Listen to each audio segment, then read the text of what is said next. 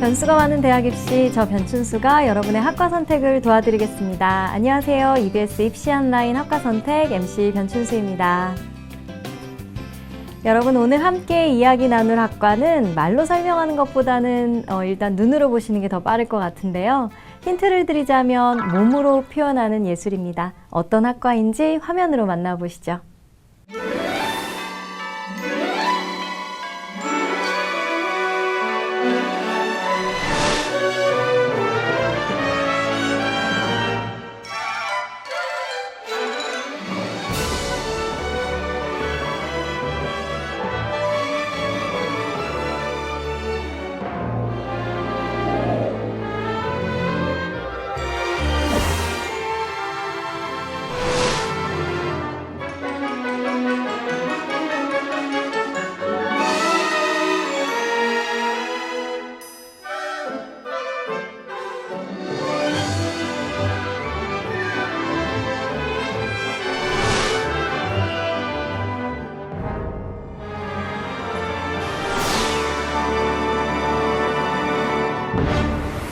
네, 오늘 이야기해볼 학과는 바로 무용학과입니다. 함께 도움 말씀 주실 정동환 선생님 자리하셨습니다. 선생님 안녕하세요. 안녕하세요, 선생님. 네, 반갑습니다. 저는 정동환이라고 합니다. 현재 EBS에서 학생들의 학습과 진로에 대한 코칭을 하고 있는 진로 코치입니다. 반갑습니다. 반갑습니다. 선생님 먼저 무용학과가 어떤 학과인지 알아야 될 것 같아요. 무용학과는 어떤 학과인가요? 무용학과라고 하면은 우리가 보통 생각했을 때 이제 몸으로 표현하는, 그렇죠? 몸으로 뭔가를 표현하는 것인데 내면의 세계를 역동적으로 이렇게 표현하는 학과입니다. 네. 최근에 무용학과는 기본기를 바탕으로 다양한 테크닉들을 개발을 해서 우리 삶을 좀 더 풍성하고 아름답게 해주는 그러한 우리 삶을 꽃피우는 그런 학과라고 생각하시면 되겠습니다. 네, 그렇군요.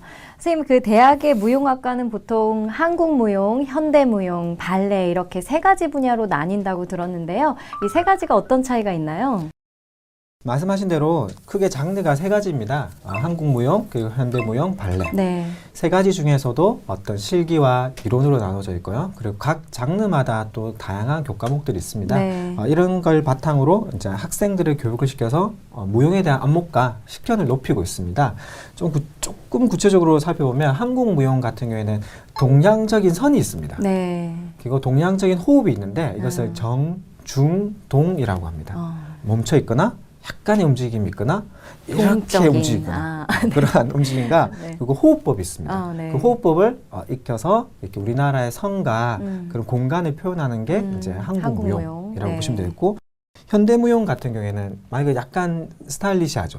그래서 자연스러움, 그리고 움직임, 테크닉, 베리에이션을 통해서 여러 가지 종합적으로 좀 더 자유분방함을 나타내는 것이 현대무용이다 라고 생각하시면 될 것 같고, 약간 발레 같은 경우에는 좀 정형성이 높죠. 네. 정형이 높아서 어떤 레파토리가 있고 그리고 베리에이션이 있습니다. 그래서 베리에이션 중요합니다. 네. 베리에이션. 그래서 숙련된 표현들을 바탕으로 정형화된 표현을 한다라고 보시면 될 것 같아요. 네. 선생님, 이 무용학과 입학하려면 이제 아무래도 실기 시험이 중요할 것 같은데요. 네. 입시 무용 실기는 어떻게 치러지나요? 무용 실기는 크게 두 가지로 볼 수 있습니다. 전공 기초 실기가 네. 있고, 전공 작품 실기가 있습니다. 예. 전공 기초 실기 같은 경우에는 말 그대로 기초적인 능력이겠죠. 그래서 학교에서 정해놓은 어느 정도의 틀이 있습니다. 네, 그 동작을 하는 거군요. 네, 어떤 동작에 대해서 네. 이제 기본기를 보고 네. 충실함, 어떤 기본적인 거에 대해서 되어 있냐 안 되어 있냐를 보는 게 네. 전공 기초 실기입니다. 예. 그러나 전공 작품 실기 같은 경우에는 아까 세 가지 있었죠. 네. 이제 현대무용, 그리고 한국무용, 이제 발레. 네. 그 전공에 맞춰서 본인이 준비해 음악도 선정하고, 음악도 선정하고 본인이 이제 준비한 네. 거를 이제 보여서 네. 적합도를 갖다가 평가하는데, 최근에 실용무용학과가 많이 늘어나고 있어요. 네. 그래서 우리가 알고 있는 요가, 네. 필라테스, 그리고 라인 댄스, 재즈, 탱고, 딴딴 이런 있죠. 그런 이제 실용무용학과도 많이 늘어나는데, 여기서 이제 보고 싶은 그런 과에 대한 어떤 실기를 보고 있다라고 네. 보시면 되겠고, 민속무용학과도 있습니다. 기본적으로 다른 거랑 비슷한데 민속연희라고 해서 네. 농악이나 탈춤, 무속연희 같은 것도 실기로 보고 있습니다. 그렇군요. 네. 그럼 무용학과 학생들은 어떤 것들을 공부하는지 직접 현장으로 가보시죠.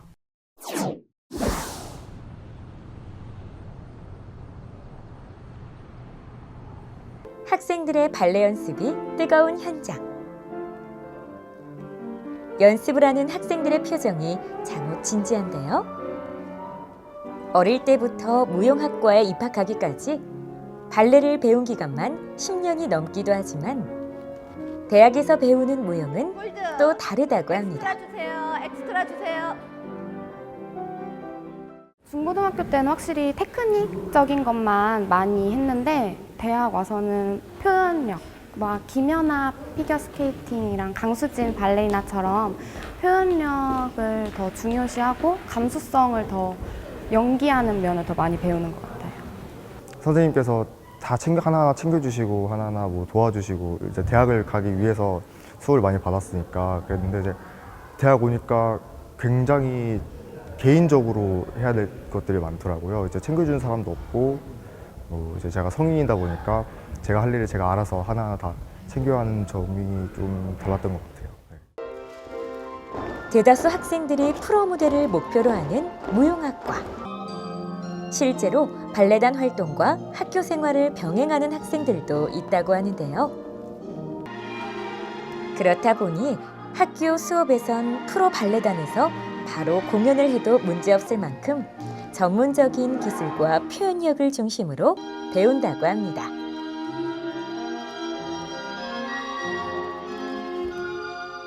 발레 레파토리 수업이라는 건데요. 그 클래식 작품 속에 있는 그 솔로 동무하는 솔로 바리에이션 부분을 발췌해가지고 연습을 하는 건데 그 부분이 이제 그 작품에서 요구되는 표현력이랑 테크닉 이런 것들 완벽하게 소화해내야 되기 때문에 그런 것들을 연습하는 게 힘들긴 했는데 굉장히 힘들면서도 재밌었고 보람 있었던 수업이었던 것 같아요.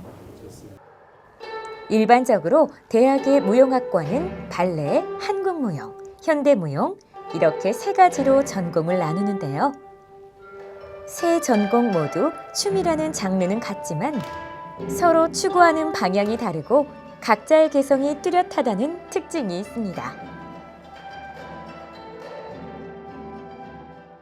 그냥 정말 좋아서 그냥 춤추는 게 재밌어서 이런 그 순수 무용은 처음 접해봐가지고 제가 워낙 국악도 좋아하고 그래가지고 국악도 좋아하는데 국악적인 요소도 굉장히 많잖아요, 한국 무용에. 그래가지고 이렇듯 각기 다른 무용이라도 공통점이 있는데요. 바로 춤이 가진 에너지를 살리는 자유로운 창작에 중점을 두는 것이라고 합니다.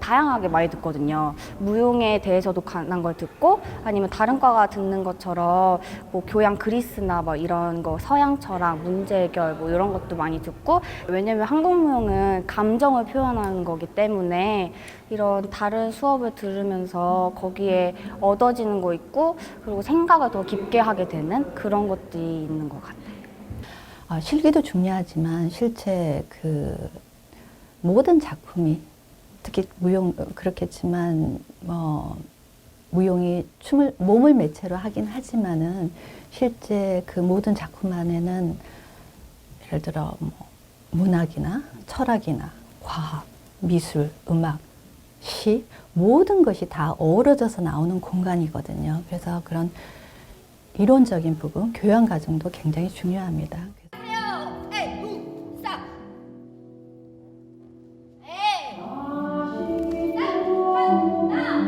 이곳은 현대무용 수업이 한창인데요.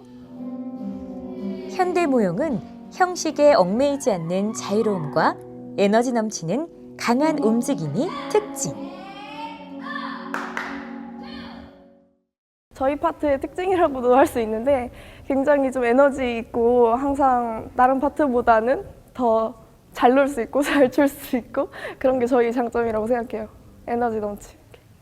일단 현대무용이라는 장르 자체가 너무 폭이 넓어서 한 가지만 보고 좋아하는 게 아니라 여러 가지 음악을 맞춰서 춤춘다던가 아니면 그냥 저는 움직임 자체가 너무 재밌고 앉아있을 성격이 아니어서 움직이고 싶어서 현대무용이라는 그 매력에 빠진 것 같습니다. 중심점이 들어 올리고 난 다음에 오른 무게 중심이 더 뒤로 확실히 가줘야 돼요. 그다음 오른팔이 옆구리에 붙여서 얘가 튕겨나가요. 다운되면서 스탑. 몸의 언어를 춤이라고 한다면 현대무용은 인간의 몸으로 표현할 수 있는 모든 동작들을 만들 수 있다고 하네요. 또한 정해진 길 없이 각자 스타일대로 풀어갈 수 있다는 것이 다른 장르에서는 느낄 수 없는 가장 큰 매력이라고 합니다. 즉흥 수업이 있는데요. 어떻게 보면 가장 어려운 수업이라고도 할 수 있는데 이제 음악이라든지 아니면 어떤 소리나 시각적인 반응에 의해서 즉흥적으로 움직이는 수업이 있는데 그 수업이 이제 하다 보면 새로운 것만 할 수 있는 게 아니라 이제 각자 가지고 있는 스타일이 계속 나오게 되는데 그걸 도전하고 또 깨트릴 수 있는 수업이 즉흥 수업이라고 생각이 들어요. 몸으로 탄생하는 예술, 무용. 아름다운 동작만큼 뜨거운 학생들의 열정을 엿볼 수 있는 시간이었습니다. 네, 무용학과 학생들을 화면으로 만나봤습니다. 좀 더 생생하고 자세한 이야기를 듣기 위해 재학생 한 분을 이 자리에 초대했습니다. 세종대학교 무용학과 3학년 이하연 학생입니다. 안녕하세요. 네, 안녕하세요. 세종대학교 무용학과에 재학 중인 이하연입니다. 반갑습니다. 반갑습니다. 너무 흐뭇하지 마시고. 좋습니다. 네, 하연이 형 어떻게 해서 이제 무용을 시작하게 됐는지 궁금합니다. 네, 저는 발레를 5살쯤부터 시작했어요. 네. 발레처럼 움직이는 게 너무 좋아서 발레를 시작하게 됐고 그게 너무 흥미롭고 제 적성에 맞는 것 같아서 전공을 시작하게 되었어요. 네. 그때는 발레리나가 된다는 것이 너무 좋아서 두 번 다시는 생각 안 했던 것 같아요.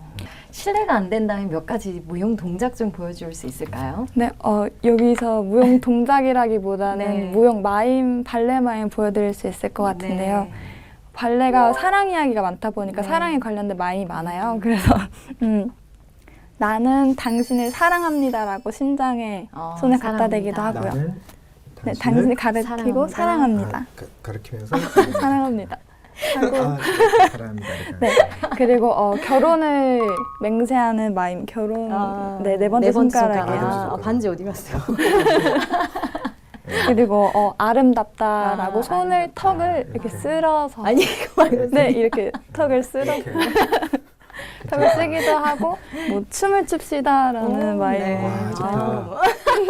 아, 좋다. 느낌이 확 오네요. 네. 네.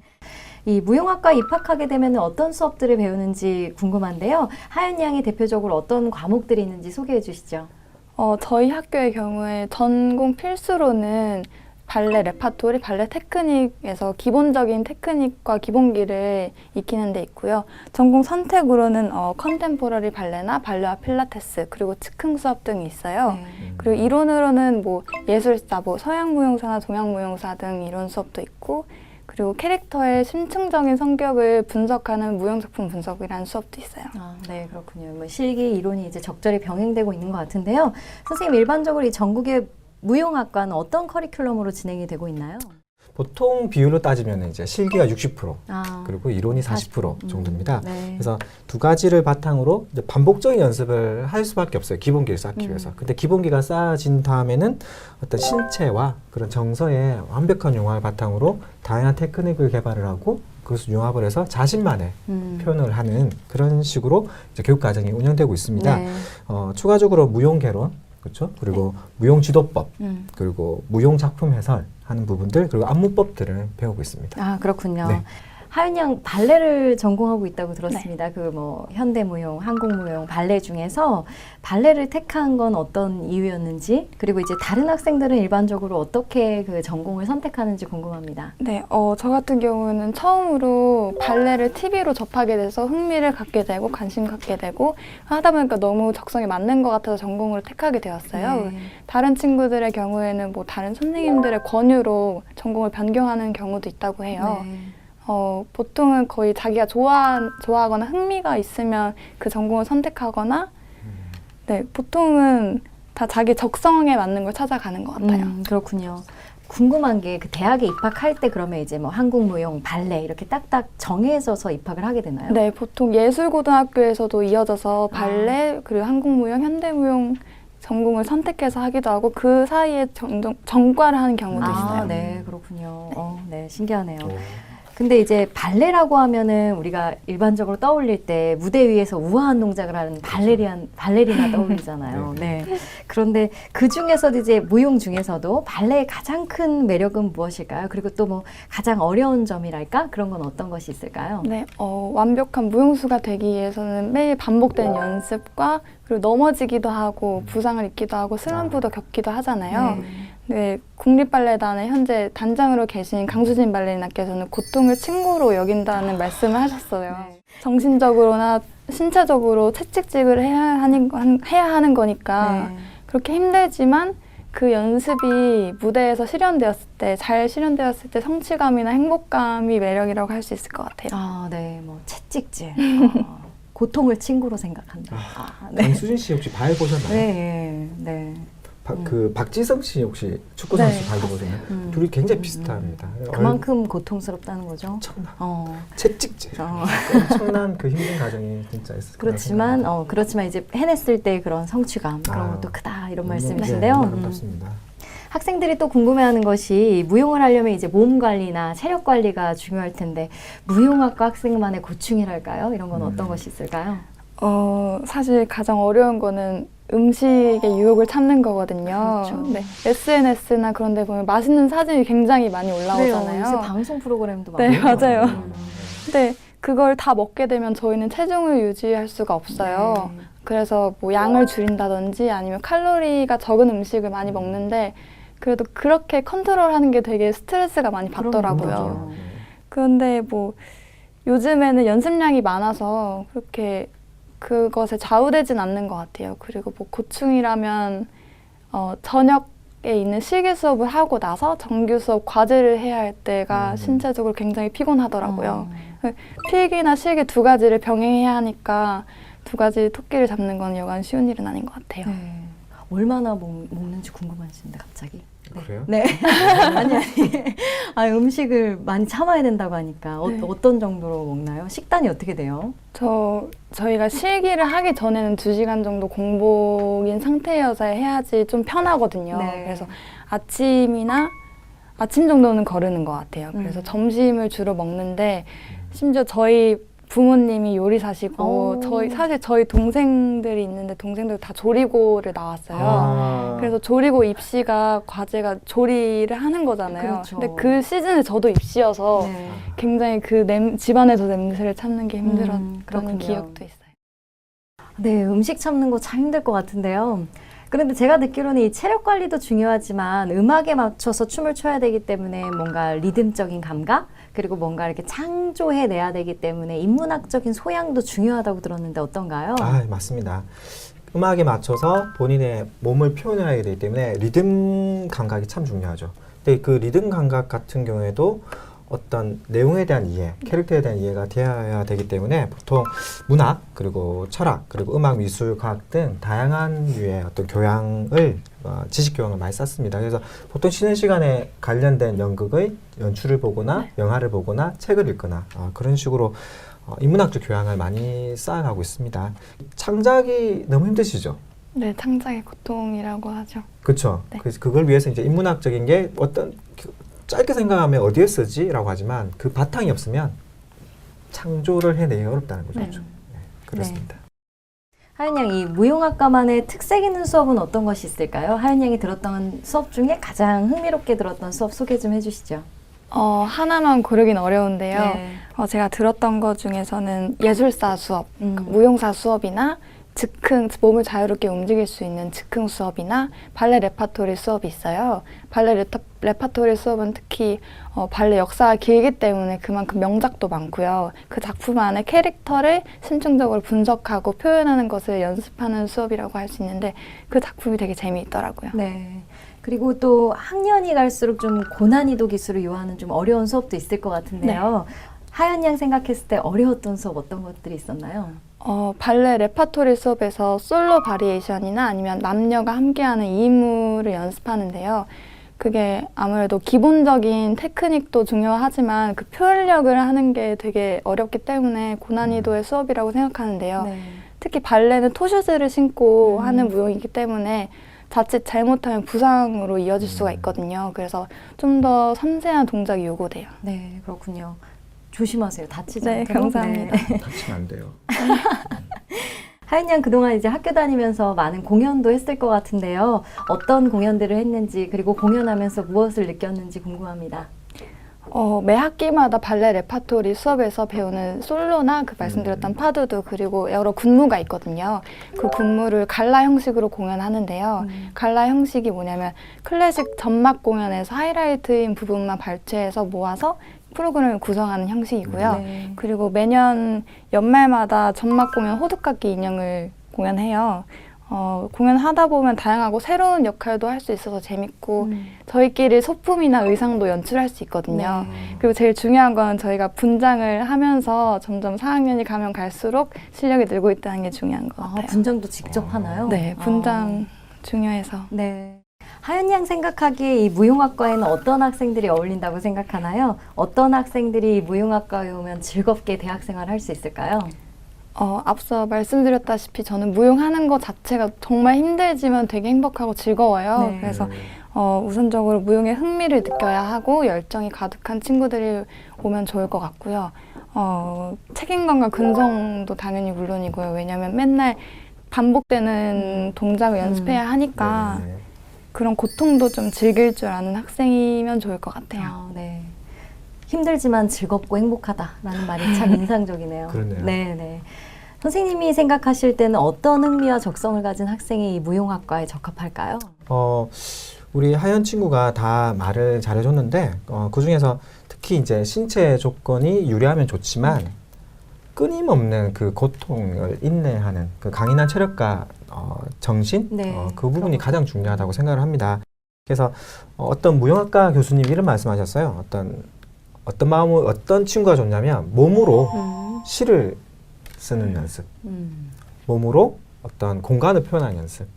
이런 형태로 몸으로 뭔가를 표현하기 위한 어떤 굉장히 창의적인 부분으로 이제 발달된 친구들이 뭔가 풍성한 상상력이 있는 친구들이 몸의 유연함과 같이 더불어서 할 수 있는 그런 친구들이 가장 좋고 그리고 마지막 가장 중요한 것은 춤추는 것 자체가 즐거워야죠. 기쁘고 너무 좋은 거예요. 그 모습 자체가. 너무 아름다우실 것 같아요. 꼭 보러 가도록 하겠습니다. 감사합니다. 네. 그럼 무용학과 졸업생이 현장에서 영상을 보내왔다고 합니다. 화면으로 함께 만나보시죠. 토요일 밤 늦은 시간 작품 준비에 한창인 무용학과 졸업생을 만났는데요. 현재 국립무용단에서 활동하고 있는 김병수 무용수입니다. 그는 직접 한국 무용의 안무를 창작하고 있는데요. 이제 춤으로 표현을 어떻게 할까라는 고민을 항상 해야 된다고 생각해요. 그게 뭐 무용실 안에 들어와서 시작, 무용실 안에서 나갈 때 끝 이게 아니라 집에서 일어나서 준비하는 그 시간 또 연습실에 오는 그 길 중에서도 만나는 뭐 광경들, 풍경들 그 안에서도 내가 느끼는 게 분명히 있고 그런 것들을 내가 하고 싶은 이야기를 어떻게 표현할 수 있을까에 대한 고민? 그게 생활화돼야 된다고 생각을 해요. 그는 직업 무용수로서의 길이 결코 쉽지만은 않다고 강조하는데요. 하지만 자신이 말하고자 하는 것을 몸으로 표현하는 그 쉽지 않은 일이 무용수로서의 가장 큰 매력이라고 합니다. 그래서 저도 중간중간에 막 힘들어서 포기하고 싶을 때도 많았고 실제로 포기한 적도 있었지만 다시 이거를 안 하면 내 인생이 뭔가 정말 큰 부분을 잃어버리는 것 같다는 생각이 들 정도로 인생을 걸어볼 만한 직업이다. 뭔가 인생을 걸어볼 만한 장르다. 라고 저는 좀 자신 있게 얘기할 수 있을 것 같아요. 이 같은 무용학과 졸업생들의 노력과 열정으로 근래에는 한국 무용이 더욱 세계에서 인정을 받고 있다고 하는데요. 그럼 국내는 물론 세계로 도약하고 있는 우리 무용수들의 이야기 직접 들어볼까요? 무용수가 갖춰야 할 가장 중요한 점이라고 하면 저는 일단 가장 큰 것들이 많이 있지만 그래도 그 중에서 일단 자신감을 갖는 게 가장 중요하다고 생각해요.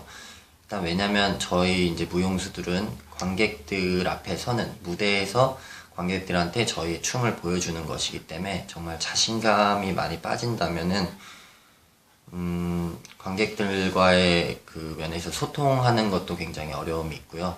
또 자신감이 없으면 자기가 갖고 있는 기량들도 선보일 수 없기 때문에 가장 크게 염두에 두는 부분은 이제 자신감이라고 생각을 합니다.